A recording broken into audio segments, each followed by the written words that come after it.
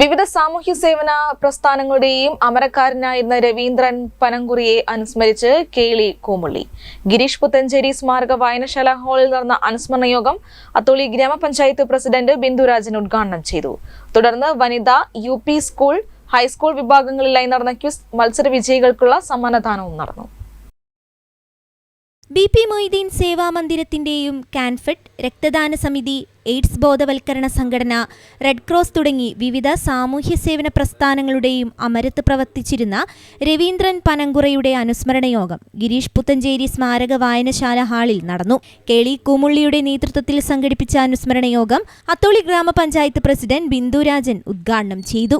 മോഹനൻ പുത്തഞ്ചേരി പ്രഭാഷണം നടത്തി. Panthalayani block panchayat member Bindu മഠത്തിൽ മുഖ്യ അതിഥിയായി. സാമൂഹ്യ പ്രവർത്തകനായ ഷാജി ഇടുക്കിയിലിനെ ചടങ്ങിൽ ആദരിച്ചു. തുടർന്ന് മത്സര വിജയികൾക്കുള്ള സമ്മാനദാനവും നടന്നു.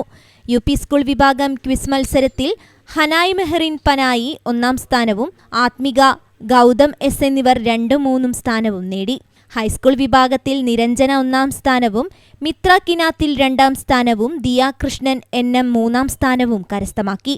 വനിതാ വിഭാഗം മത്സരത്തിൽ റൂബിയ പനായി 1ാം സ്ഥാനവും സുരേഖ കക്കഞ്ചേരി, നിമിഷ ഉള്ളിയേരി എന്നിവർ 2ഉം 3ഉം സ്ഥാനവും നേടി.